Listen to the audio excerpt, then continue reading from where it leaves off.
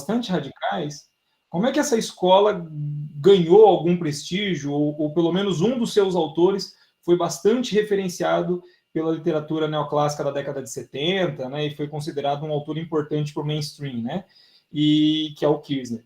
E aí o objetivo da minha tese foi, então, entender o pensamento dele, entender a forma de diálogo dele com os economistas, e em que medida ele está se aproximando de uma economia mais mainstream e talvez se afastando um pouco dessa economia austríaca mais radical, né, ou mais libertária. E aí esse artigo é um dos frutos da minha tese, em que eu trabalho bastante a questão da cisão entre Kirchner e uma parte dos grupos dentro da escola austríaca. Eu vou colocar para apresentar aqui uma janela, vocês confirmam para mim se está aparecendo.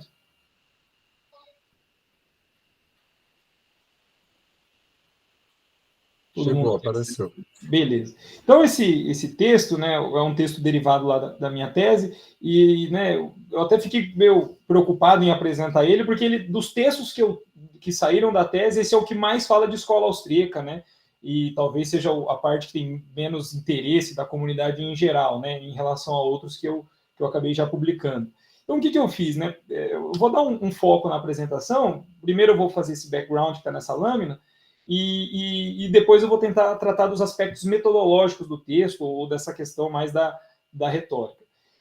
Então, né, o Kirchner é esse senhor, né, que está vivo, então eu tenho o trabalho, o desafio de eventualmente ser contestado pelo próprio autor, né, porque ele pode falar que eu não entendi nada da teoria dele, mas ele é um autor que está bastante ativo, ele tem publicações de 2018, 2019, e para deixar bastante claro assim, por que ele se tornou famoso, é porque ele como austríaco, ele como todo membro de uma escola marginalizada, ele buscou apresentar quais eram as limitações que ele enxergava na economia neoclássica. Tá? E aqui eu preciso pontuar, a economia neoclássica da década de 70, a teoria dos preços ainda em formação, o manual ali do Stigler. Então, por exemplo, não captura as discussões de teoria dos jogos. Embora muitas das críticas dele permaneçam válidas para os dias de hoje, o direcionamento das críticas é ali numa teoria dos preços bastante embrionária, né?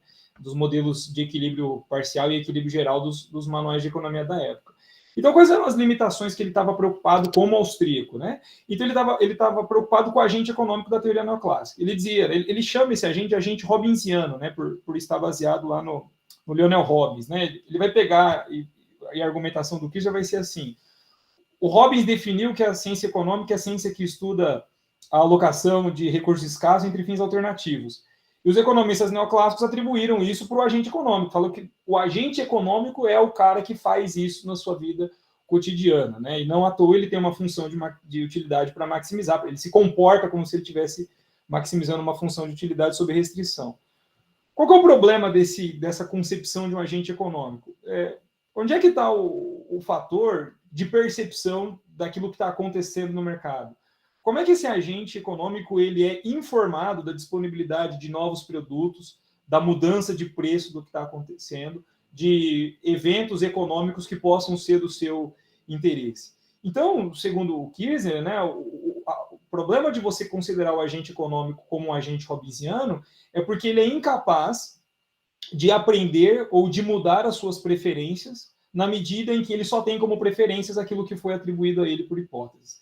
Né? Então, até num texto que a gente estava conversando, que era do interesse do professor Vitor, né, o debate do Kirchner com o Becker. Né? O Becker diz, a curva de demanda tem uma inclinação negativa por conta dos recursos orçamentários. Eu só posso comprar mais se o preço cair e eu puder alocar mais itens.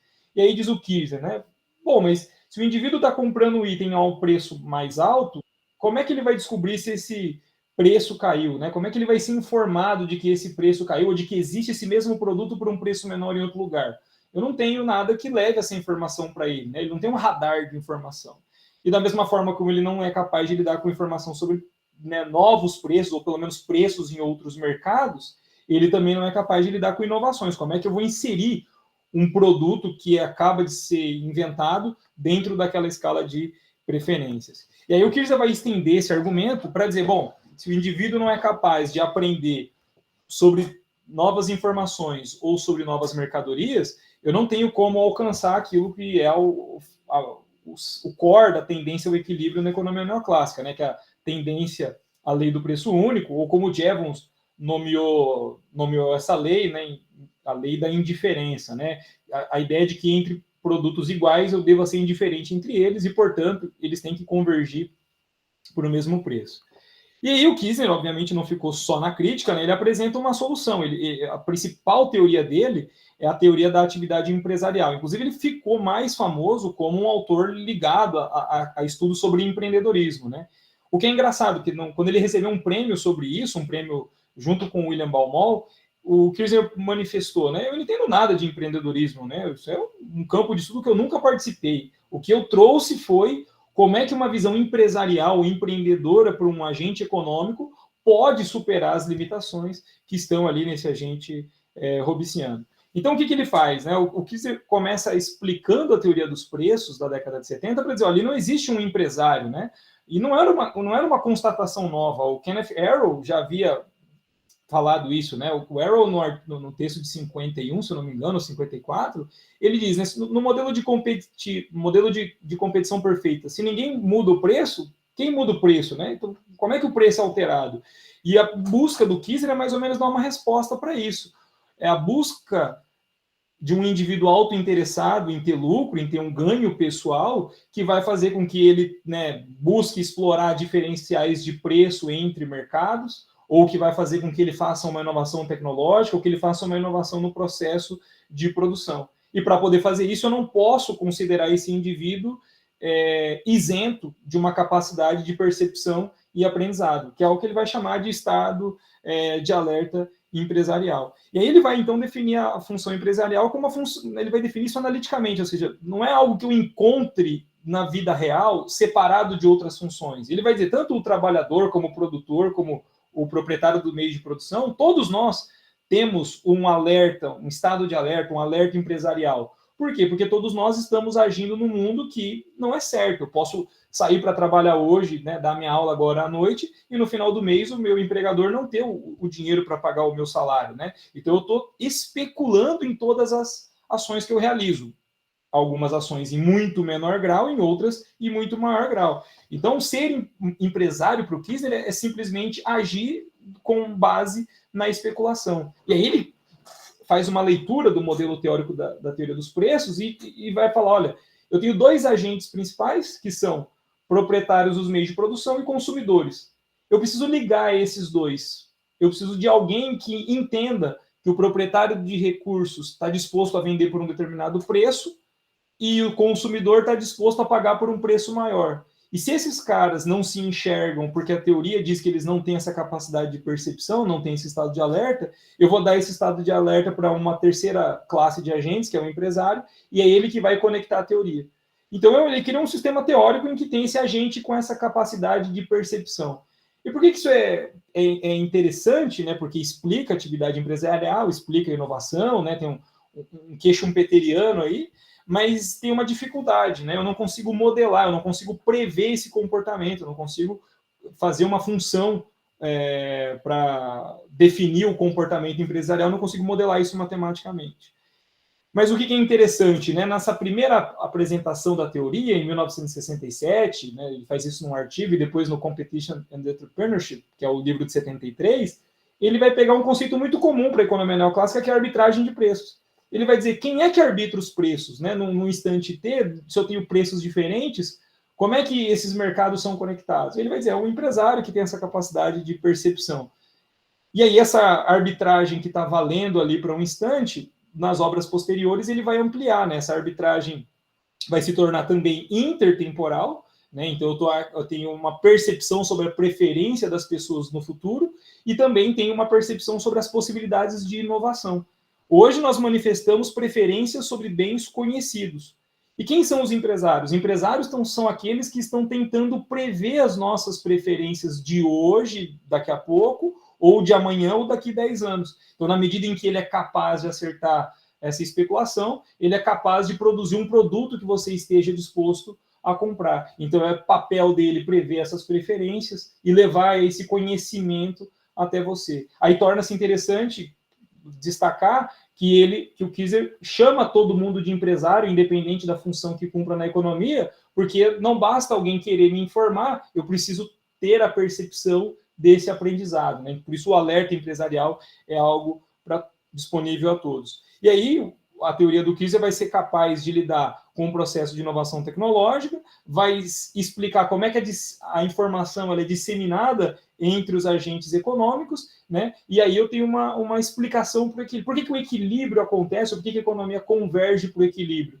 Porque na medida em que eu tenho informações sobre oportunidades de ganho, né, eu exploro essas oportunidades, elas vão desaparecendo. E o que é o equilíbrio? O equilíbrio é quando não existem mais diferenciais de preço, não existem mais possibilidades de ganho. Então, esse é um pano de fundo assim, de entrada para o texto, para saber o que é o Kiesinger e para entender algumas críticas dessa visão kirchneriana, né, da escola austríaca, né, que é um embate ali na teoria dos preços. Aí, passando para o artigo propriamente dito, né, o artigo está dividido em 5 sessões, né, a primeira, habitualmente, é a nossa introdução. Na segunda, eu faço uma discussão sobre a retórica, né, o papel da retórica e como a gente pode fazer uma análise retórica, e passo para a discussão da retórica kirchneriana, né, para avaliar alguns elementos já identificados na literatura.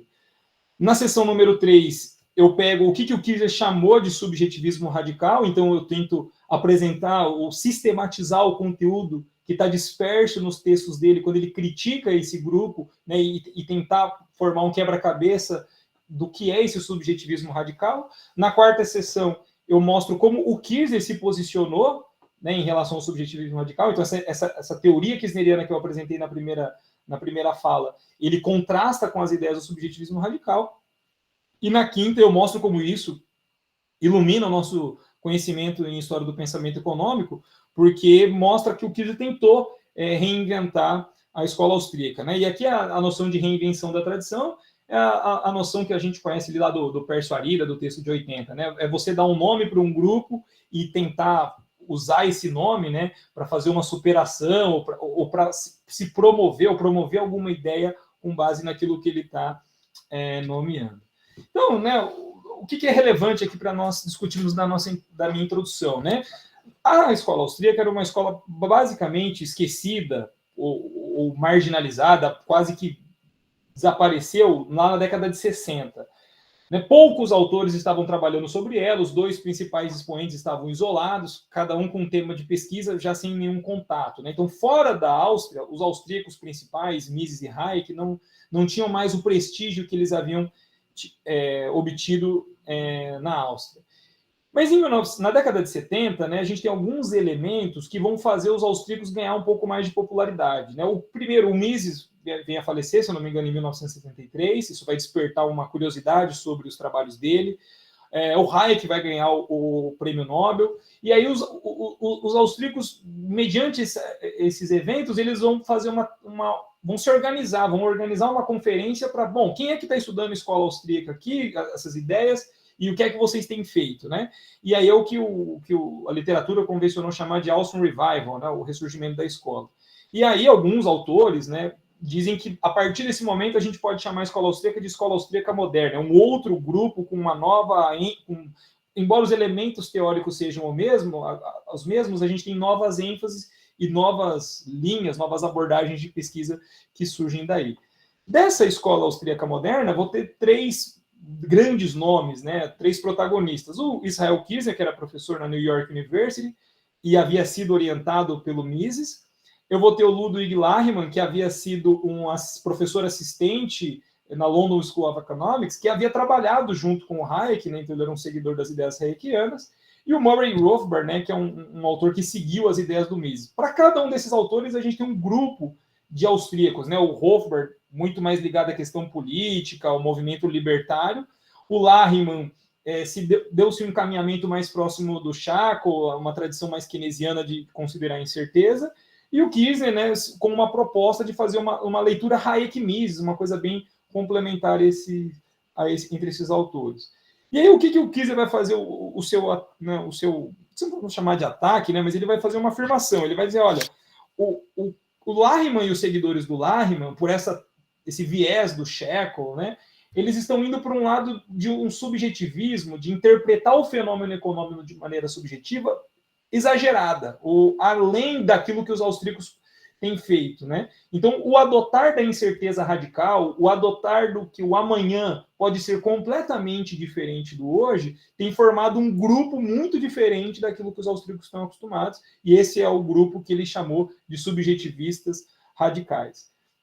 E aí, se a gente olha os textos do Kirchner, é curioso notar que em diferentes momentos ele colocou esses subjetivistas radicais mais perto ou mais longe da escola austríaca moderna. Né? Então, em 87, ele disse que os subjetivistas radicais cabem num conceito de economia austríaca. Em 89, né, ele vai dizer que os subjetivistas radicais se distanciam da escola austríaca porque não aceitam a tendência ao equilíbrio, seria uma condição fundamental na escola austríaca. Em 95, ele propõe uma diferença entre o que é a escola austríaca moderna e o subjetivismo radical. E aí, em 97, né, o último registro que eu encontrei, ele vai dizer, não, os subjetivistas radicais, né, são parte da escola austríaca moderna. Isso, para mim, né, como estudioso do Kirchner, é uma postura curiosa, né? Porque tem duas coisas. A primeira nem está no slide, né? Ele é um teórico muito consistente. Ele praticamente não mudou, eu não encontrei nenhuma mudança de ideia dele ao longo da carreira. Eu li textos da década de 60, li o primeiro artigo que ele publicou, li a tese de doutorado e fui ler o artigo de 2018 e não há mudanças. Ele vai refinando o argumento, ele vai apresentando o argumento de outras maneiras, né? E é por isso que eu dou esse estudo retórico dele, mas ele não muda de ideia. Mas é curioso ele ter oscilado nessa definição do subjetivismo radical, porque os meus estudos na tese e outros pesquisadores perceberam que o Kirchner estava tentando dar uma cara para a escola austríaca pós década de 70. Então, se vai existir uma escola austríaca moderna, ela tem que ter uma cara mais ou menos unificada e não esses grupos dissidentes. Então, é estranho que ele não tenha contribuído para unificar o grupo, e sim que ele tenha, né, mantido essa relação meio distante, ora aproximando, ora distante. Então, o que a gente já tem na literatura? Já está mapeada quais são as diferenças entre o Kirchner e o Lachmann, né? Eles mesmos escreveram sobre isso na década de 70. A gente já sabe onde esses autores se aproximam, e a gente já sabe como as ideias do Kirchner, ou a visão que o Kirchner tinha sobre a escola austríaca, né, quais são as implicações para essa escola austríaca, como a visão do Kirchner molda um grupo austríaco, molda uma vertente austríaca. O que a gente não sabe? A gente não sabe o que é que o Kirchner estava chamando de subjetivismo radical. O Lachmann e outros autores vestiram a carapuça, chegaram a escrever nos textos do subjetivismo radical é isso, eles se aceitaram assim. Mas eu não sei até aqui eu não sabia o que era que o Kirchner estava chamando, o que era o descontentamento dele, porque isso estava disperso por diferentes comentários.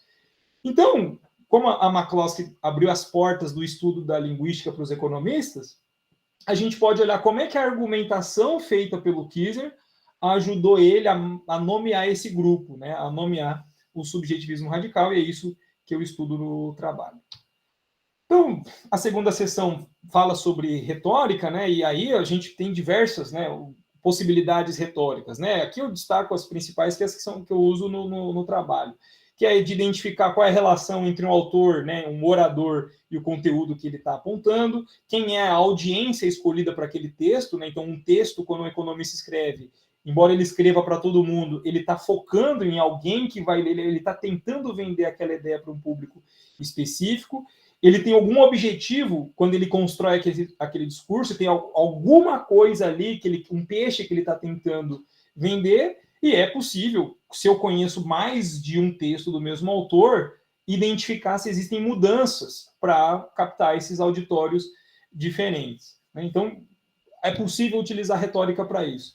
E aí, né, duas contribuições de brasileiros, né, o professor Ramon Fernandes, da UFABC, ele pontua, né, quando a gente nomeia uma abordagem específica, né, é uma estratégia para eu me aproximar dela. Por algum motivo, eu considero ela importante o suficiente para, no meio do meu texto, eu colocar o nome dela e aí tentar apresentar as minhas ideias. E do professor José Guilherme da Vieira, daqui da Federal do Paraná, né, na tese de doutorado dele, ele coloca, né, você usar uma abordagem, nomear uma abordagem, te permite se apresentar como uma superação a ela. Né? Então, até a introdução do artigo é isso. Né? O que era o Adam Smith falando dos mercantilistas? Né? Ele inventou um espantalho ali, criou um grupo que ele se mostra como superação. O Marx fez a mesma coisa, né? Criou lá os socialistas que ele chamou de utópicos e se apresentou como superação. Então isso é recorrente na história do pensamento econômico e é isso que eu estou olhando. Por que o Kirchner cria um nome para um grupo dentro dos austríacos e aí como é que ele vai explorar essa nomeação que ele está utilizando. E aí, né, é interessante notar que um austríaco muito importante, né, o Roger Garrison, ele em 1982, ele ofereceu uma explicação do que seria a escola austríaca, né? Os austríacos são aqueles que estão no meio do caminho entre a economia neoclássica e a total negação da economia neoclássica. E aí o Garrison, por exemplo, oferece lá alguns elementos, ele dá um exemplo que a gente pode utilizar, que é o exemplo do conhecimento. A economia neoclássica assume que a informação é perfeita. Mesmo quando eu utilizo informação assimétrica, eu tenho que supor que aquela informação existe em algum dos lados. Então, existe aquela informação no total da economia. Uma visão completamente dissidente, né, um oposto disso seria os indivíduos são completamente ignorantes, a informação não existe, ela está ali para ser aprendida ao longo do tempo. A escola austríaca estaria no meio dela. Então, esse seria um ponto, né? A informação ela existe para ser aprendida e no processo de aprendizagem eu vou disseminando ela. Então, os austríacos estão no meio do caminho entre a ignorância completa e a informação perfeita. Só que o Garrison, quando ele colocou a total negação da escola neoclássica, ele não deu grupo nenhum, ele não falou quem era esse grupo que estava negando completamente a escola neoclássica, era só um exemplo. Mas o Kirchner pega essa frase do Garrison, essa proposta, e vai chamar de tese de Garrison. E o Kirchner, retoricamente, vai dizer quem está lá do outro lado é o Checo e os seus seguidores. Então, todos aqueles que, descontentes, por exemplo, com uma abordagem do equilíbrio, vão dizer que o equilíbrio não serve para nada, são a negação da economia neoclássica. E onde estão os austríacos? O Kirchner diz, nós, austríacos, estamos aqui nesse meio. Nós nem acreditamos que o equilíbrio vai acontecer, mas nem por isso desprezamos a ideia de que existe um processo de convergência ou de coordenação dentro da economia. Então, o Kirchner, utilizando isso, já nos dá vários exemplos dessa retórica. E aí, se a gente buscar na literatura, né, eu tenho dois textos bastante interessantes que eu usei na minha tese, que são esses, o Jacqui, o Spoon e o Korsgaard e outros, que mostram como o Kirchner, por começar a publicar na década de 60 e ali existirem diferentes debates econômicos sequenciados, ele foi mudando a retórica dele para lidar com isso. E aí, né, eu e meu orientador, o Eduardo Angeli, publicamos sobre isso, e aí, depois, sozinho, eu acabei publicando um material também. Então, existem evidências suficientes para que a retórica seja algo importante na obra do Kirchner. E aí eu passo para a discussão do que é o subjetivismo radical. E o Kirchner nos conta uma história da escola austríaca. Ele vai dizer, olha, até por volta de 1950, os austríacos eram um grupo mais ou menos homogêneo. Por quê? Porque eles compartilhavam a noção de individualismo e subjetivismo metodológico, eles compartilhavam a análise marginal, o foco na utilidade, a noção de custo de oportunidade, a noção de que tanto o consumo como uma produção exige uma estrutura temporal. Então, não existia dissidência entre os austríacos. O que vai acontecer? No momento em que a escola austríaca mais vai perder prestígio, que é o debate do cálculo econômico do socialismo, que vai ser um debate com os socialistas de mercado, lá o Abba Lerner e um outro que me escapou o nome agora, os austríacos vão entender que a economia neoclássica pode ser usada para justificar, por exemplo, um planejamento central. Eles vão entender que a economia neoclássica, no estágio em que ela estava, ela já não aceitava mais o equilíbrio como uma pressuposição de para onde a economia está indo. A economia neoclássica já não usava o diagrama do Marshall para fins didáticos.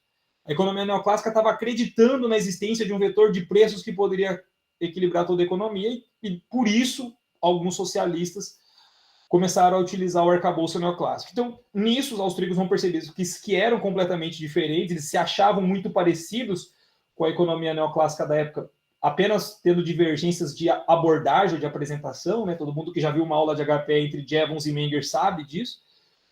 Então, os austríacos vão, dali em diante, desse debate em diante, ali na década de 1940, buscar esclarecer, então, a diferenciação, que torna os austríacos um grupo separado.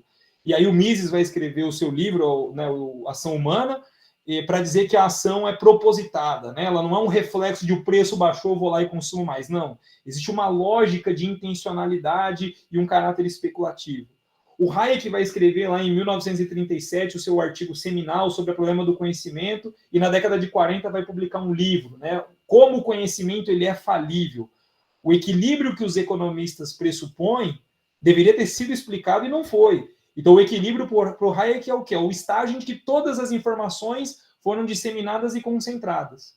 Do ponto de vista teórico, eu não tenho nenhum problema. Do ponto de vista prático, onde é que a gente consegue reunir e processar todas as informações na sociedade, né? Então, o próprio conhecimento tácito é uma impossibilidade para isso.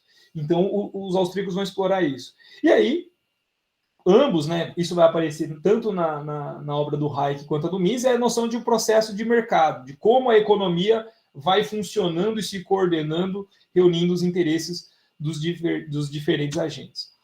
Porém, né, o Kirchner vai dizer o seguinte, olha, na década de 70, o surgimento dessa visão mais radical do subjetivismo está indo muito além do que o Menger chamou de uma interpretação subjetiva. A interpretação subjetiva seria, eu não sei qual é a quantidade de informações que os outros agentes econômicos têm. Eu consigo fazer uma avaliação das decisões econômicas dele com base nas minhas informações, naquilo que eu pressuponho com base nelas. Porém, o subjetivismo radical seria a completa negação, na interpretação do Kirchner, de que a realidade objetiva, o presente, tivesse algum efeito sobre as ações econômicas tomadas amanhã.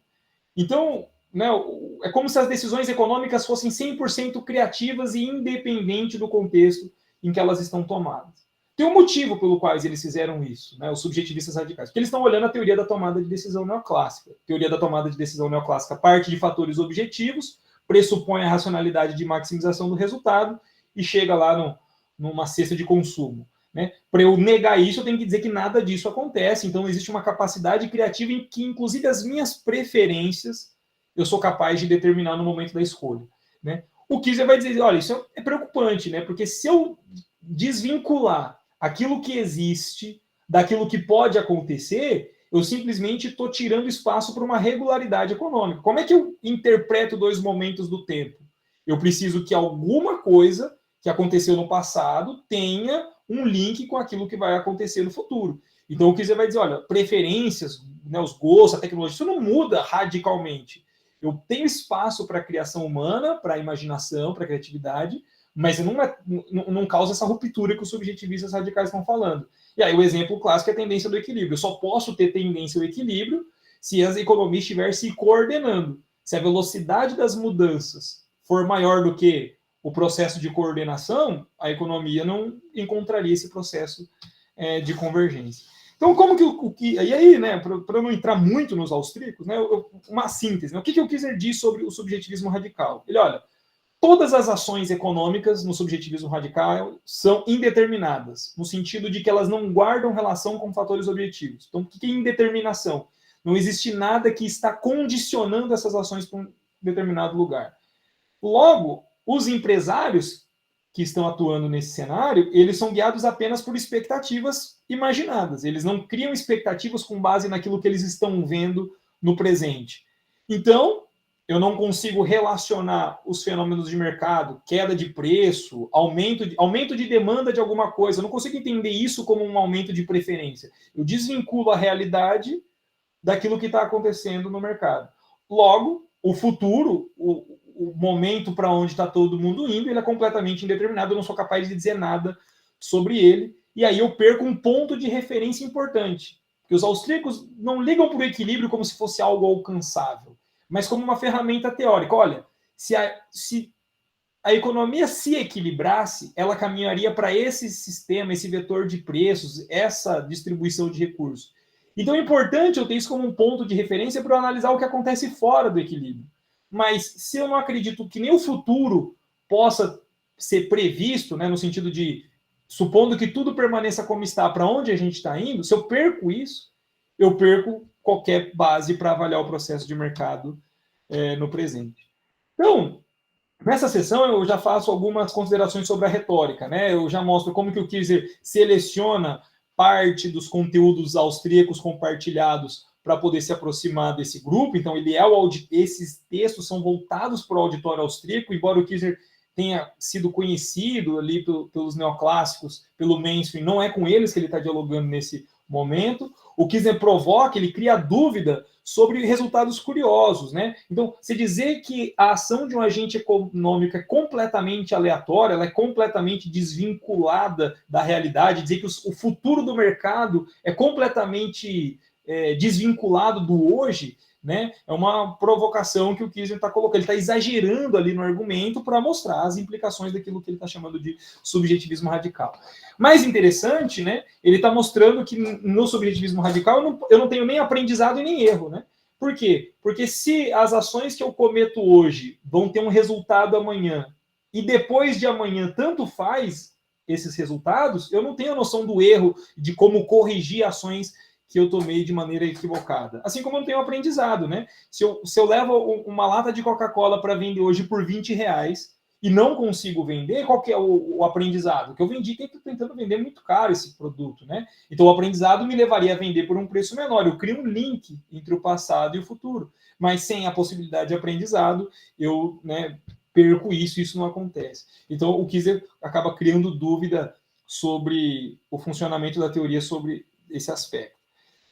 Aí eu chego na seção 4, né, e falo, olha, então vamos ver como que o Kiesinger, na sua teoria da atividade empresarial, se aproxima do subjetivismo radical. Então ele coloca lá, né, compartilham a metodologia, a subjetivismo e o individualismo, eles dão ênfase na ação humana propositada, então o agente econômico não é aquele robinsiano, né, que maximiza a utilidade, que só responde, ele não é aquele agente passivo, mas ele age com fins propositados. São abordagens que criticam a noção de um equilíbrio econômico, o equilíbrio como se ele existisse ou se ele pudesse existir.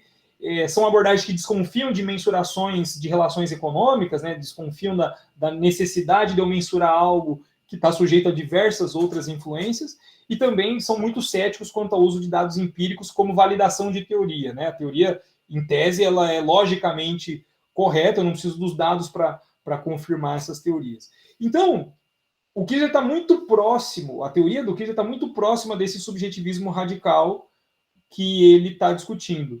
Mas, conforme da década de 70 em diante, essas teorias tiveram de se refinar para se apresentar como base para a escola austríaca moderna, houve essa diferenciação. E aí ele vai pegar aquela tese de Garrison, né, que a ideia de que existe a economia neoclássica, sua negação e alguma coisa no meio, e o Kiesinger vai usar isso retoricamente. Ele vai dizer, existe a escola neoclássica, que pega o subjetivismo do Menger e coloca para os agentes. As preferências dos agentes econômicos são subjetivas, a gente não discute as preferências, estão dadas.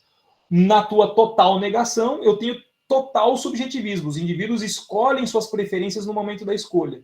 E na escola austríaca, na visão kirchneriana, isso está no meio termo. Eu tenho um subjetivismo das preferências dos agentes, mas elas são passíveis de mudança ao longo do tempo, na medida em que minha percepção alerta empresarial me permite tomar contato com novos produtos ou novas preferências.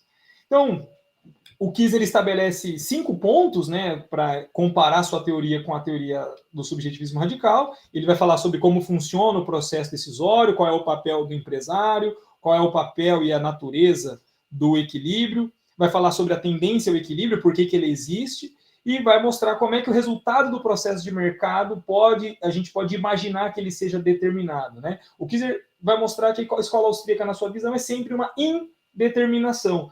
Não porque não seja capaz de ter um resultado determinado, é porque eu tenho, durante a previsão do futuro, apenas metade da resposta. Eu tenho as condições objetivas que existem hoje. O que eu não tenho é como é que os agentes econômicos vão utilizar isso em seu favor para agir no processo de mercado e tentar obter ganhos, e quais são os resultados dessas ações, né? Então, é mais ou menos assim que o Kiesinger enxerga.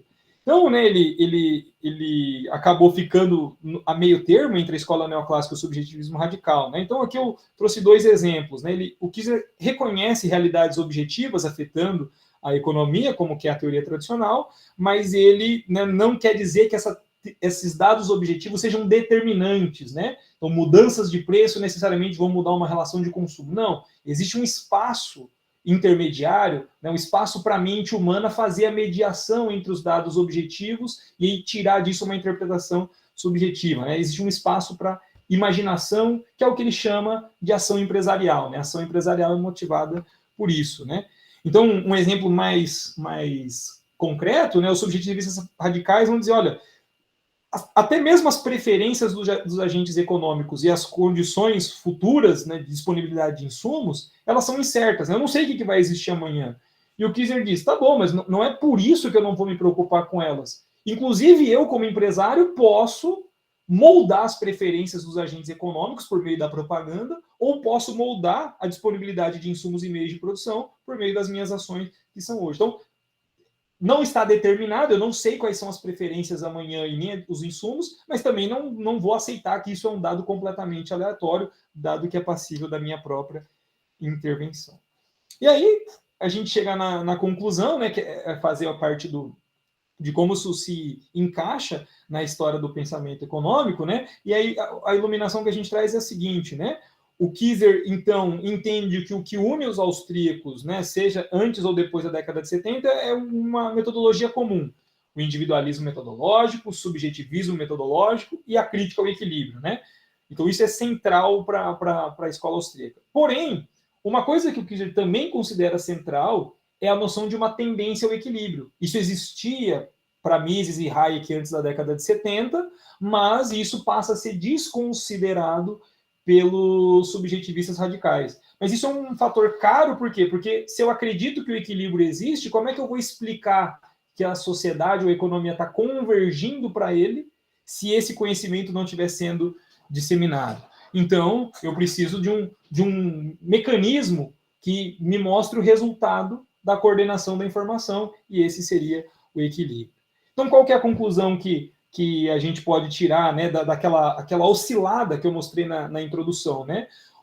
O subjetivismo radical não é um grupo seguidor fiel dos preceitos austríacos, tal como existiam antes da década de 70, né? Quando negam a tendência ao equilíbrio, estão se afastando da teoria austríaca mais convencional. Então, a gente pode pontuar que eles seriam um subconjunto dentro da escola austríaca, na medida em que estão se distanciando nesses fatores. Né? E por quê? Né? Porque o Kieser, então, criou esse grupo e tentou afastar. Primeiro, eu tenho uma influência teórica, né? Eu tinha, na década de 70, um debate com os neoclássicos acerca da teoria dos preços, e na década de 80, um debate entre o Kiesinger e esses subjetivistas radicais. Então, eu estou tentando posicionar uma teoria da atividade empresarial, uma teoria do empreendedorismo, frente a dois grupos. Então, preciso de uma teoria robusta, uma teoria que seja forte o suficiente para se sustentar diante desses dois grupos divergentes.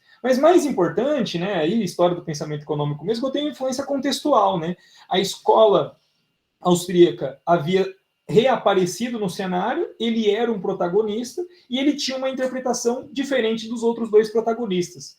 Ele dizia que a escola austríaca era a junção das ideias do Mises e do Hayek. Enquanto um enfatizou mais o Hayek, o outro enfatizou mais o Mises, o Kieser tentou costurar esses dois autores juntos, né? E é disso que nasce a sua teoria da atividade empresarial. Então, tinha um motivo de contexto para ele estar preocupado com isso, né? Então, e aí, né, uma contribuição, né, que é uma especulação minha, o fato de a última menção que o Kiesinger faz lá em 95 aos subjetivistas radicais, ele está incluindo o subjetivismo radical dentro da escola austríaca moderna.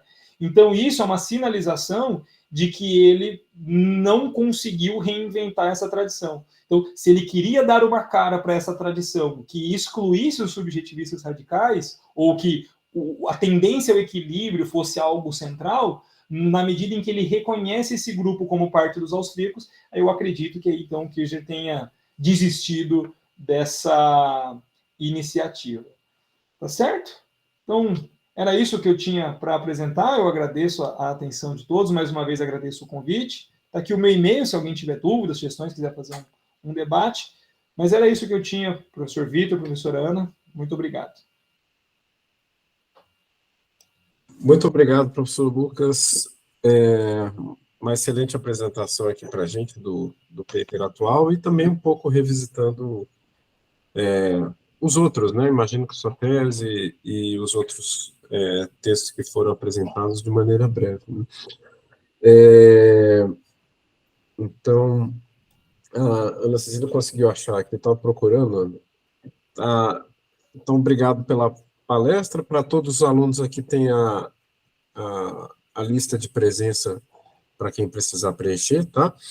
Porque eles falaram que não estão conseguindo responder, eu vou só arrumar e mando aqui novamente a lista. Tá, ele não está abrindo, né? Tá certo. Depois, quando estiver funcionando, vocês dão um toque aqui para ver. Tá? Então, vou passar para as perguntas, né? Tipo, mas o professor, se quiser tomar uma água aí, também fica à vontade, né? Tipo, vou começar comigo mesmo, depois, se o pessoal da plateia tiver, a gente traz, né? Bom, Lucas, eu estou entendendo aqui que o texto é um texto em construção, não é isso? Então, vou falar algumas sugestões aqui da minha percepção, que não sou da área de história econômica, né? Aí depois eu posso comentar. Estou com algum interesse nesse assunto, porque às vezes a gente tem um interesse nesse assunto para, inclusive, compreender alguns conceitos melhor, né? Então, a minha abordagem sobre esse assunto especial, não tanto pela corrente austríaca, mas com divergências dentro da própria corrente neoclássica, ou entendimentos diferentes dentro da escola neoclássica, né? Porque muitas vezes a minha impressão geral também, antes de falar sobre o texto especificamente, mas a minha impressão geral é que às vezes, não sei se lá fora, acho que lá fora talvez é um pouco mais debatido isso, mas aqui no Brasil se faz história do pensamento econômico e você logo pensa em correntes alternativas, seja a economia austríaca, seja, né, economia heterodoxa, pós-keynesiana, logo se pensa em economias alternativas. Mas dentro do próprio mainstream tem muito debate. Então, quer dizer, tem muitas correntes disputando dentro do próprio mainstream, né? E isso, a minha impressão também, né? Posso estar errado, mas minha impressão geral, o pessoal avisou que deu certo aqui o formulário, obrigado, pessoal. Minha impressão geral é que a gente debate menos essas correntes que existem dentro do mainstream e, ao não debatê-las, ou debatê-las menos, a gente perde algumas coisas também que estão dentro do mainstream também. E o Kisner tentou fazer essa ponte. Eu acho que é interessante, um autor interessante por conta disso, né? Ele estava se inserindo na escola austríaca, se inseria desse modo, e tentava fazer essa conversa com autores do mainstream, né? Com autores da corrente principal. E é interessante por esse lado também. Sobre o texto, eu senti que você colocou alguns conceitos, também tudo, assim como o Kirchner estava se dirigindo a determinados públicos, né? Eu imagino que você também está se dirigindo a determinados públicos, que imagino que já conhece o subjetivismo radical que você está falando. Por exemplo, quando você fala da tese de Garrison, né? Você já coloca lá, e eu falei, mas que Garrison é esse? Eu fiquei um pouco perdido. E aí depois, mais para frente, você explica, mas quando eu estou lendo o texto do início até o fim, fiquei um pouco perdido em alguns momentos que você coloca os conceitos e os conceitos ainda não apareceram para o leitor, que, tipo eu mesmo, um leitor que está vindo de outra área e tentando entender um pouco aquele texto, sabe? E, e aí a sua conclusão, pelo menos eu acho que você não foi tão forte na apresentação e nem na própria conclusão do texto, tá? E depois eu vou falar de uma ideia que eu estou muito interessado aqui, nesse texto apareceu também. Mas na conclusão, no resumo, ela ficou muito forte, né? Você afirma aqui que o Kirchner tentou reinventar a escola austríaca e não conseguiu, né? Achei que na apresentação aqui você foi um pouco mais ameno nesse aspecto, né? E também na própria conclusão do texto, assim, tipo, se você vai fazer uma conclusão forte, eu fiquei dessa maneira, né, que ele tentou e não conseguiu, teria que mostrar mais, mas aí eu acho que é toda uma linha de pesquisa. Eu acho que um texto só não conseguiria mostrar isso, né? Imagino, né? Também conversando aqui, pensando de maneira geral. Mas o que muito me chamou a atenção, Lucas, foi sobre essa parte que você falou tanto da atividade empresarial, né, quanto da parte da incorporação dos erros, né? Porque na economia neoclássica os erros eles são meio que varridos para debaixo do tapete, né? Para muitos, não para todos os autores da corrente neoclássica, mas, por exemplo, né, quando você está fazendo um processo econométrico de estimação da demanda, de estimação, né, de qualquer coisa microeconômica que seja, você vai falar, não, mas os erros, na média, eles são zeros, então você tem tendência a não, né, considerar, aí estou falando de erro estatístico, né, a não considerar os erros como determinantes da sua análise, né, mas eles estão lá, né, pelo menos o estatístico é explícito nessa parte. Não, o erro está aqui, o erro do processo está, quer dizer, os agentes econômicos estão errando por diversos fatores que influenciam o erro. A gente pode pensar no erro estatístico também, que influencia o erro estatístico. Mas quando você vai para a teoria microeconômica, o erro pouco está incorporado lá, na teoria mesmo, entendeu? Ninguém fala, olha, do processo de... Né, tem algumas literaturas sobre isso também, né, mas o erro pouco se incorpora, não fala, olha, quando, né, o consumidor não atinge, ou a firma não atinge o ponto ótimo, o que está acontecendo nesse processo de convergência. Eu acho que o Kirchner e a própria escola austríaca tentavam um pouco endereçar essa pergunta, né? Tipo, principalmente os não tão radicais do subjetivismo, né? Eles tentavam entender como é que seria o processo, né? Embora o equilíbrio não seja uma coisa tão fácil de medir, porque eu também estou entendendo desse período que você está debatendo aí, e onde o Kirchner foi mais produtivo, né? Ali nos anos 60, 70, 80, né? Tinha muito debate, até 90, ele foi produtivo por bastante tempo, né? Pelos textos que você está referenciando aqui. Mas, diria assim, naquele período tinha essa preocupação muito grande entre uma economia que poderia atingir o equilíbrio, às vezes de maneira direcionada, né? Mesmo quando eram economias livres, né, dos ditos países não socialistas, né, mas estavam para esse caminho de planificação, né, tipo, uma economia que poderia atingir um equilíbrio, e aí se preocupava muito em medir o equilíbrio, que equilíbrio seria esse, até a própria corrente de equilíbrio geral computável denota isso, né, tipo, o pessoal queria atingir um equilíbrio geral de maneira matemática, digamos assim. E aí, para finalizar minha fala, que já está um pouco extensa, são vários comentários, não muito perguntas, assim, né, mas só para também resumir, aí a minha preocupação, dito isso, essa questão do erro, dito essa preocupação que havia na época, né, dentro das correntes mainstream, de novo, que é a minha preocupação, estou colocando um pouco das minhas preocupações, né, mas dentro da corrente mainstream, parece que o Becker, que debateu um pouco aquele texto que você menciona de 60, com Kirchner, né? O Kirchner fez um texto que não era exatamente não era exatamente um comentário, mas ao mesmo tempo, como o Becker foi citado, ele se sentiu, né, falando, não, foi citado lá naquele texto, virou quase um reply, né?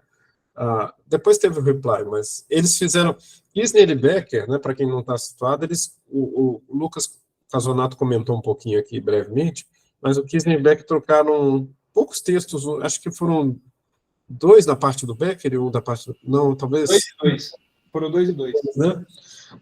E eles trocaram 2 textos comentando um texto mais geral do Becker, que era sobre encontrar as curvas de demanda sem utilizar a hipótese de racionalidade dos agentes econômicos, né? Que foi um trabalho que agora o Elvan acho que não chegou aí, mas o Elvan está trabalhando na dissertação dele e a Larissa trabalhou em termos microeconômicos e defendeu ano passado uma revisitação desse paper do Becker. E aí o Kirchner foi um dos autores que se propôs a debater, e aí ele debateu né, nesse sentido da escola austríaca, né, nesse sentido que o Becker não explicava como é que os preços alteravam, né? Então, porque desde o início da questão do Becker lá, ele assume, né, muito comum também na economia neoclássica, na microeconomia neoclássica, mainstream, né, assume tomadores de preços, né, os agentes tomadores de preços. Aí, esses agentes tomadores de preço, ele assumiu no início, mas o modelo dele está mudando os preços, como consequência. E aí, depois, ele não fala muito bem que esses preços, como é que eles convergem, e era a questão do Kirchner ali nesse debate, né, que, na minha impressão geral, não se encerrou ali, né, o debate, pela leitura dos textos, não dá para ver muito bem. Mas, para finalizar mesmo, assim, então tem um pessoal vamos chamar de escola de Chicago, que eles tinham uma tendência de, assim, a maximização ocorre, ela tem a maximização individual, mas ela não ela é muito influenciada pelo ambiente econômico também. O ambiente econômico tipo, eles incorporavam a tentativa e erro, mas eles não eram tão explícitos nisso. A minha impressão geral isso, assim, tipo, o ambiente econômico é importante, os preços, tanto é que tem aquela questão de preço sombra, né, os preços custo de oportunidade também, todos esses argumentos econômicos que a gente conhece bem, a escola de Chicago usava muito, e aí eles entendiam que eles eram quase austríacos, vamos dizer assim, falando um pouco mais livremente, mas eles eram austríacos nessa parte específica. Eles entendiam que era um processo, tipo, e era um processo que, às vezes, o equilíbrio não era tão, digamos assim, o equilíbrio não era um equilíbrio tão formalizado e tão fácil de se formalizar por meio de preços, por meio de quantidades, por meio de variáveis que podem ser colocadas no modelo, e aí o modelo vai lá e cospe, olha, o equilíbrio é esse, né? O vetor de preço é esse. Então. E a outra corrente, que é uma corrente que parecia, né, tentar formalizar isso mais, né? A escola do Caio está chamando aqui, sinal de que eu tenho que terminar minha fala mesmo. Mas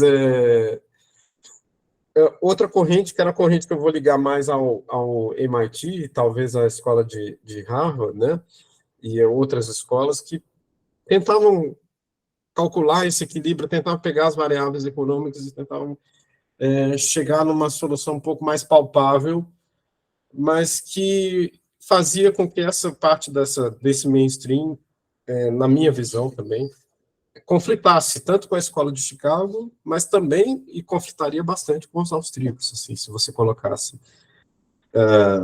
eles em debate, né, porque esse era o pessoal que estava ali naquela corrente do próprio Arrow, que você citou, o Debré, né, o próprio Samuelson, né, que a gente estava estudando muito aqui nessas duas dissertações que eu mencionei, né, então, é isso, eu acho que é um pouco, assim, estou colocando aqui as minhas preocupações e meus comentários, né, mas, tipo, né, se eu fosse alinhar isso, eu acho que talvez austríacos e escola de Chicago estejam mais próximos do que austríacos e essa outra escola, né, que seria uma escola também mainstream, mas uma escola mais formalizada, matematizada, e para tentar encontrar o equilíbrio de maneira computável, vamos dizer assim, né, que é uma linha de pesquisa que até hoje existe, né, tipo, então, nesse sentido mais geral. Não sei se me fiz entender, né, se ficou claro, mas a pergunta mais se você já pensou por esse aspecto, se eu estou trazendo coisas totalmente novas, então, né, nesse sentido, sabe? Não, Vitor, agradeço as tuas falas, o teu pontuamento, foi anotando aqui. O ponto, assim, começando de trás para frente, né, esse último, o Kiesler nunca quis jogar a teoria neoclássica fora, né? Ele tem que ser culpado exatamente pelo que ele falou. Tem um texto dele, acho que de 2005, em que ele diz: se eu tiver que dar uma única aula de economia, uma única aula para a pessoa, essa vai ser uma aula de oferta, demanda e equilíbrio. Essa vai ser uma aula de economia. Se ela for a única, é essa que eu vou dar, é aquela melhor ferramenta. O ponto é, a teoria neoclássica, a dificuldade dela é na medida em que o Becker, o Stigler, e aí até as demais escolas neoclássicas, nenhuma delas vai chamar o agente econômico de passivo, nenhuma delas vai chamar o agente econômico de autômato que fica respondendo a preços. Isso quem faz é o Kiesler, é a leitura que ele faz de como a economia neoclássica encara os agentes econômicos. Nessas escolas, óbvio, o modelo de tomada de decisão, ele nada mais é do que um modelo, ele é uma teoria para simplificar. Então, eu imagino que isso é como os agentes se comportam. E isso não tem nenhum problema na visão do Kiesler. Você modelar matematicamente como os agentes se comportam, né? Um modelo para simplificar a tomada de decisão. O que o Kiesler fica descontente é com o resultado para qual esse modelo leva. Esse modelo leva para um resultado de equilíbrio, e o problema é o equilíbrio não condiz com nenhuma realidade. Então, embora eu esteja usando modelos para simplificar a realidade e caminhar para algum conhecimento, o resultado final não me traz conhecimento. Por quê? O que é um resultado de equilíbrio parcial ou geral? Ele extingue todas as oportunidades de lucro. Então, é como se eu saísse da minha casa sem ter como obter lucro econômico comprando a um preço e vendendo a outro. E o que ele vai dizer? Em nenhuma economia existe ou estão encerradas oportunidades de lucro. Seja porque vão existir possibilidades de arbitragem, seja porque vão existir arbitragens temporais, que é a produção, né, que envolve tempo, seja porque eu posso inventar um produto que está na preferência de todo mundo e ninguém sabe. Uma brincadeira que quando eu converso com alguns alunos eu uso, né? Quem aqui vai no mercado e procura um chocolate que emagrece, né? Acho que ninguém, né? Porque a gente sabe que ele não existe, mas ele seria o sonho de realização de muita gente. Por quê? Porque na medida em que ele entrasse, que ele fosse criado, ele participaria das minhas escalas de preferência. Então, o empresário é aquele que está surgindo com um produto que não foi identificado e nem está identificado nas preferências que estão modeladas no comportamento do consumidor, porque o consumidor só pode realizar preferências sobre algo que ele conhece, sobre algo que existe. Então, seja na versão mais teórica do pessoal em Chicago, seja da versão mais empirista do pessoal no MIT, no Harvard, que você cita, mesmo nesses cenários, a contribuição a crítica kirchneriana estão ignorando a possibilidade do empresário estar atuando. Ignora o erro, né? O modelo de equilíbrio é um modelo onde ninguém errou. Eu antecipei corretamente os interesses dos consumidores, as firmas anteciparam corretamente as estratégias do concorrente, né? E aí volta naquela crítica que é mais geral, que todo professor de introdução à economia tem que lidar, né? O modelo de competição perfeita não tem competição nenhuma, né? Porque o resultado é o fim da competição, é pelo contrário, né? E é contra isso que o Kiesler está brigando, né? Então ele fala assim, falta um elemento na teoria neoclássica que explique. O empresário dele pode ser esse elemento. Mas aí a argumentação de outro texto que eu tenho mas não era isso que ele queria vender. Ele nunca quis vender o peixe dele para os neoclássicos. Ele quis defender uma teoria, né? E aí, né, essa questão da minha conclusão ser mais forte ali no resumo, né, porque não existem evidências de que o Kiesler não conseguiu redefinir. A escola austríaca hoje ela funciona em duas universidades, ela é muito forte em duas universidades, que eu não quis citar, né, mas são duas universidades americanas, e em que uma, pessoas que estudaram ele e que tem até um grupo de pesquisa em que ele faz parte, continuam dando essa cara mais kirchneriana, mas uma outra universidade, né, que seguiu a linha do Hofbauer, do Salerno, parte de uma economia diferente do Kiesler, desprezando um pouco as ideias do Hayek, né? Aí eu não quis entrar com uma análise, né, histórica da escola austríaca para não ter que mapear como ela está hoje, né? Então eu só deixei essa sinalização. E aí peço desculpas, né, mesmo, porque você realmente... Não é que eu tenha um público para o qual estou escrevendo, porque é muito desconfortável pensar que só os austríacos vão me entender, né? Até porque eu não sou um seguidor da escola, eu só faço HPE dos caras. Então, o que eu preciso, né? Realmente eu preciso definir os termos, mas como ele vem, um material que vem da tese, às vezes na tese está definido na introdução, e isso aqui está lá no terceiro ensaio. Então, mas foi boa essa dica, né? Porque eu vou dar uma... Sim. Eu nem preciso pedir desculpa, porque eu acho que gente da área vai entender melhor, assim. Eu sou realmente de fora da área mesmo. Né? Mas obrigado, bacana as explicações, eu acho que é um pouco nesse lado mesmo, né? Tipo, que ele estava tentando argumentar, você falou da parte do equilíbrio, que me chamou muita atenção, é porque também a gente, na economia clássica, alguns autores falam, olha, isso aqui é o resultado final, né? Mas um processo que é muito importante para a economia do dia a dia, que é um processo que é importante para a economia prática, né? E aí, nesse processo, pouco se fala, pouco se teoriza, né? Até hoje, né?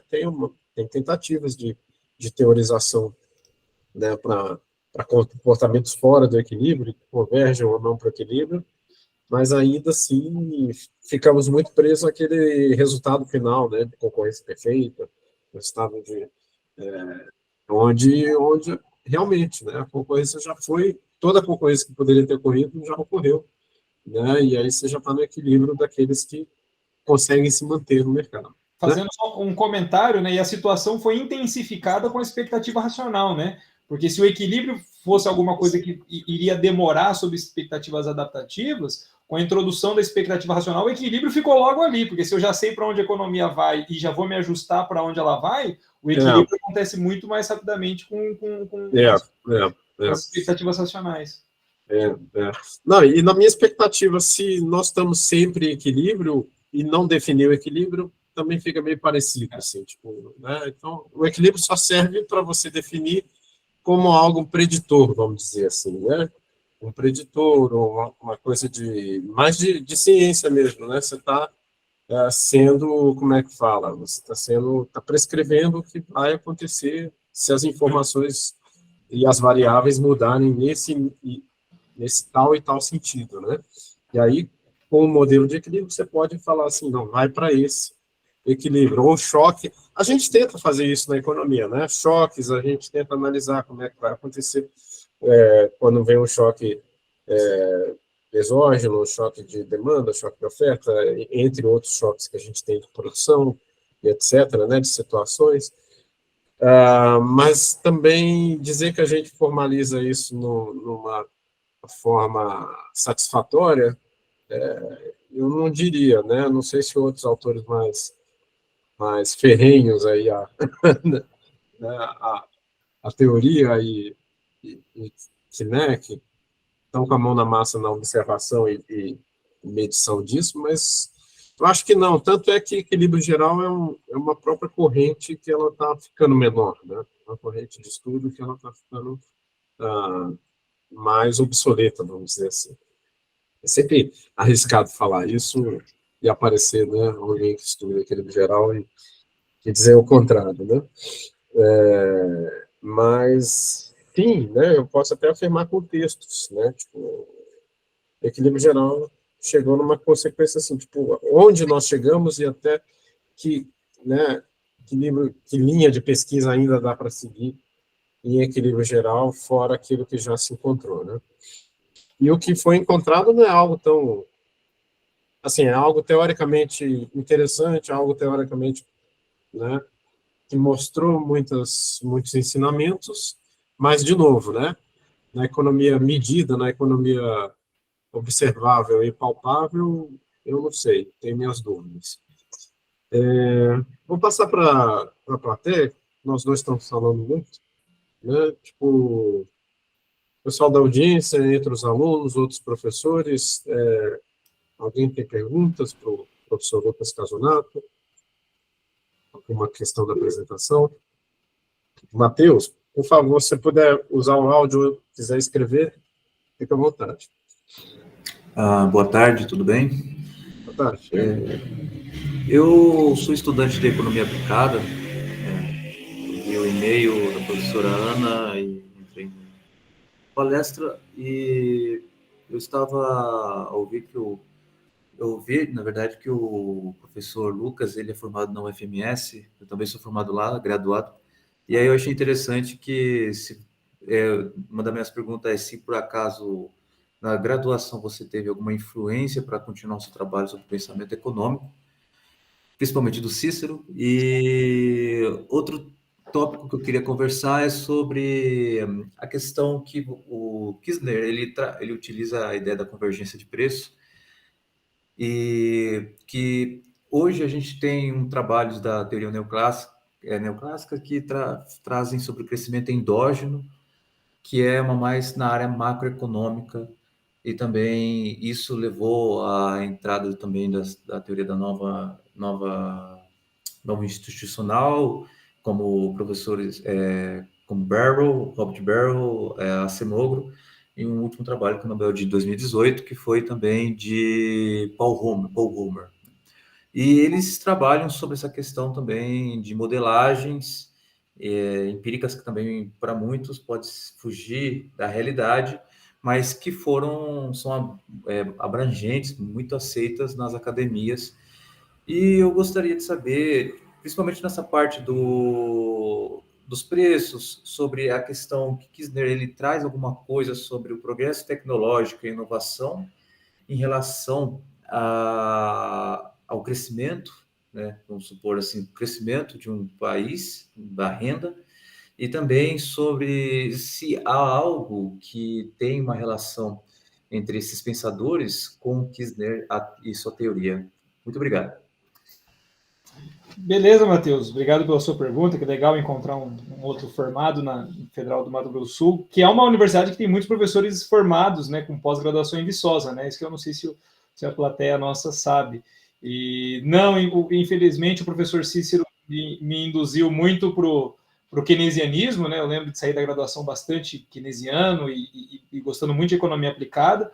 E fui fazer o mestrado, gostando muito de economia aplicada, mas as próprias disciplinas do mestrado me seduziram com a questão de diferentes teorias, abordagens, e aí foi que eu comecei a estudar a história do pensamento por conta própria, e aí eu me enamorei dessa área e fui estudar, meu interesse era a história do pensamento da economia liberal. E aí foi quando eu conheci o professor Eduardo Angeli, num seminário desses de pós-graduação, lá na Unesp, e aí eu me interessei por fazer o doutorado com a ajuda dele. Sobre a questão da convergência dos preços do Kirchner, né, o problema é o principal elemento do Kirchner, da teoria dele, alguns autores inclusive dizem que é metafísico, né, porque não tem como você provar a sua existência.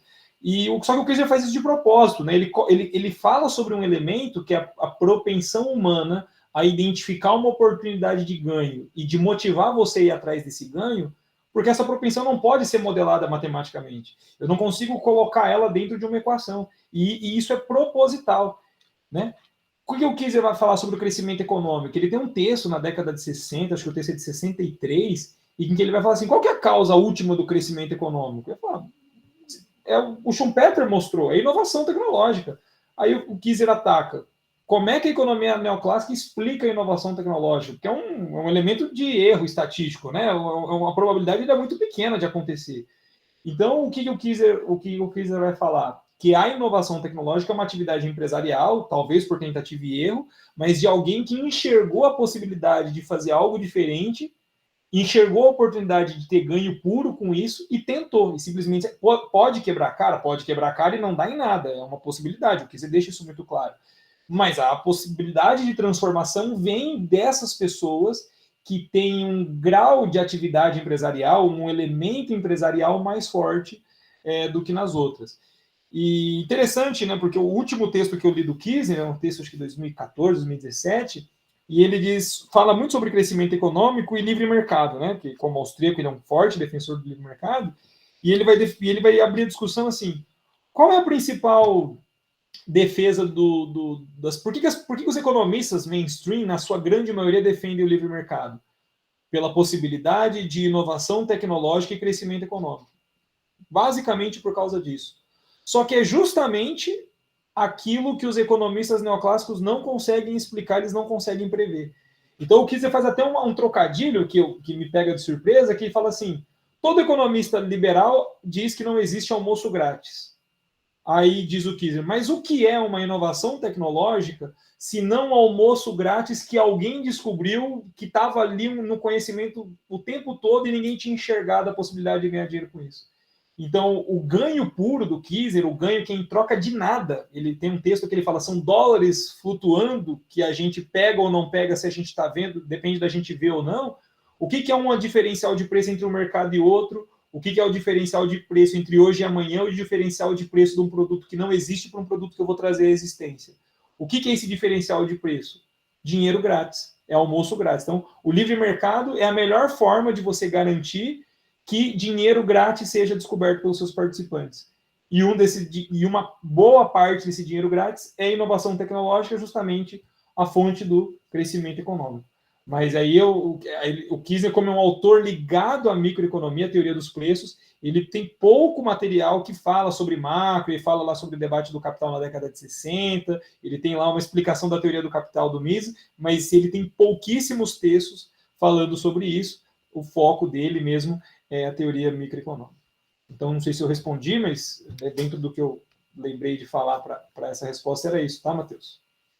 Tudo bem, eu busquei trazer essas ideias que eu achei interessante, que você disse que ele era eu fui pesquisar também, que ele é um pensador mais austríaco, ele vem de umas correntes que são mais neoclássicas, e aí ele tem uma ruptura, né, com o neoclassicismo, e ele traz essas ideias, essas vertentes, que até você disse sobre a metafísica, eu acho interessante, como que é um pensamento que talvez o equilíbrio ele não consiga abordar, mas o equilíbrio que eu falo é os modelos de equilíbrio, mas se tenha como uma ideia, quase uma filosofia econômica, talvez.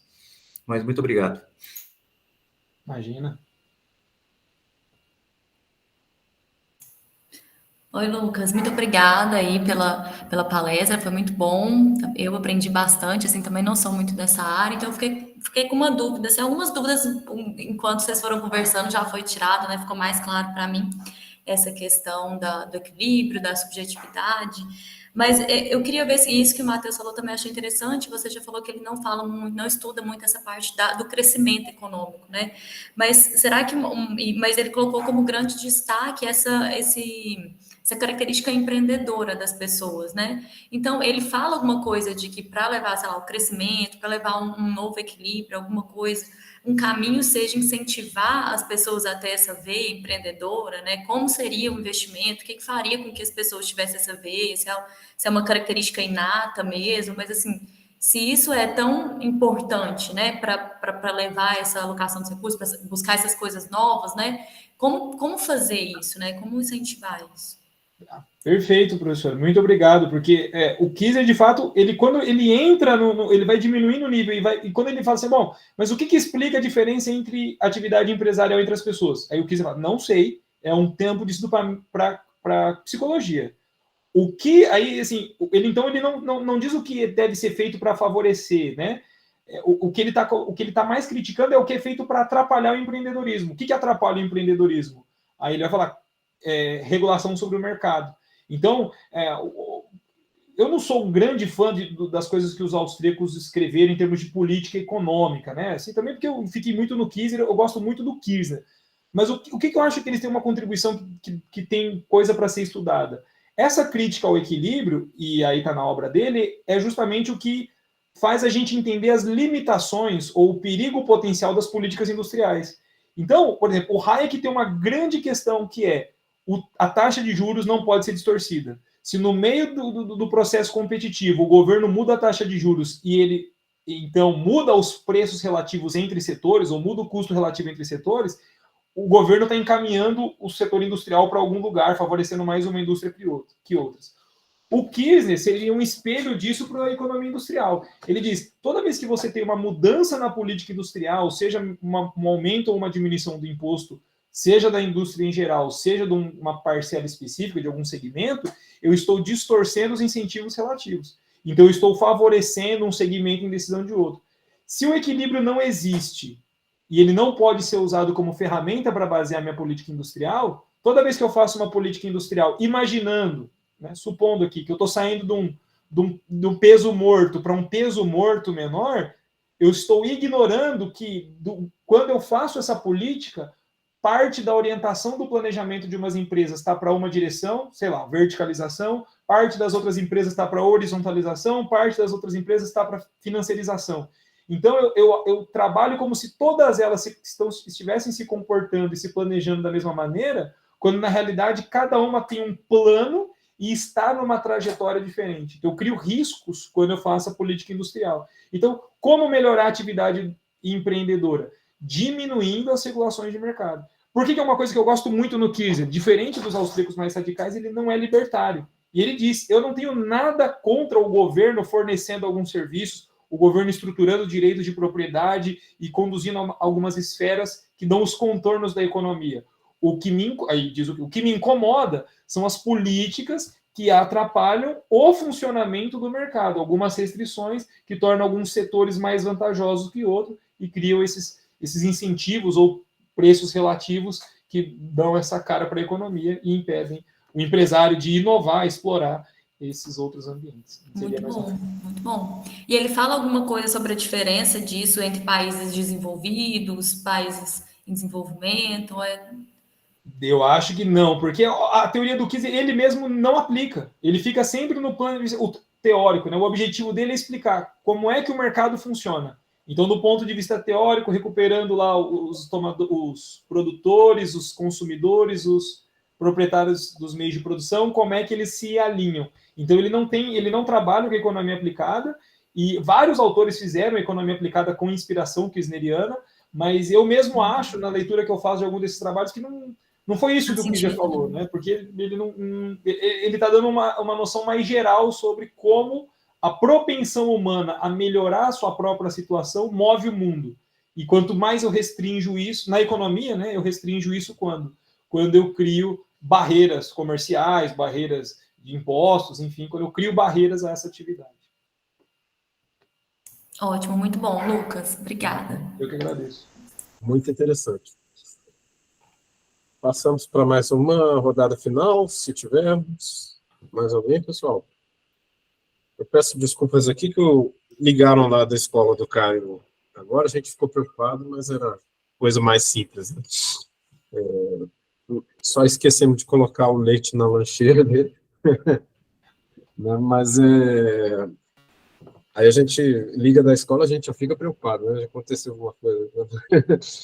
Mas mais alguma pergunta? Eu teria vários aqui, mas também, né? Tipo, a gente pode conversar em outro momento. O professor Lucas, a Cecília, Matheus, obrigado pelas perguntas. Reforçando aqui, pessoal, o formulário para a lista de presença está aqui linkado no chat, tá? Cecília, me ajuda aqui também a ver, a gente vai ter um seminário agora, ainda em abril, com o Antônio Francisco Neto. Parte dele está como compartilhado lá e parte dele não está sem a corzinha. Ele vai ser compartilhado ou não? Você sabe? Vai ser sim. Vai, né? Dia então, 28. Convido a todos. Próximo é dia 28. Obrigado. Então, sexta-feira que vem é feriado, né? De novo. De novo, né? Convido a todos para o próximo seminário, que vai ser no dia 28 de abril, com o professor aqui da casa, né, o Antônio Francisco Neto, que é professor aqui do PP-UFOP e também do Departamento de Engenharia da Produção, aqui na Escola de Minas. Métodos aplicados à economia, tá?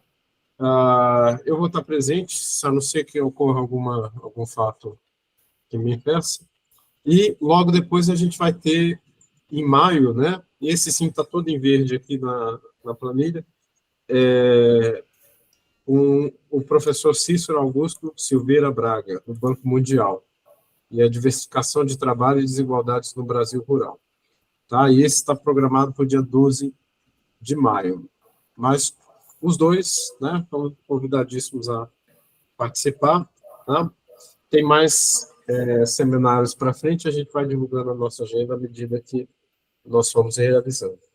Tudo bem, pessoal? O pessoal agradeceu aqui no chat, mas se tiver mais algum comentário, pergunta final, bem rapidinho, fica à vontade. Caso não tenha, eu agradeço a presença de todos, do professor Lucas Cardonato, muito interessante as pesquisas, né, que tem fazendo nessa área de HPE. Eu acho que tinha uma aqui, mas baixou. Obrigado a todos e todas, obrigado pessoal que veio, e um bom fim de semana para todos. Então, obrigado, pessoal, valeu pelo convite. Um Valeu. abraço, obrigada, gente. Valeu, tchau, tchau. Tem essas mãozinhas agora aqui, né? Até mais. Parabéns por aqui. Não, é aqui, ó. Eu não costumei muito, não. Aqui, ó, beleza. Valeu, Vitor. Obrigado, viu? Um abraço. Tá bem, obrigado. Tchau, tchau. Até mais.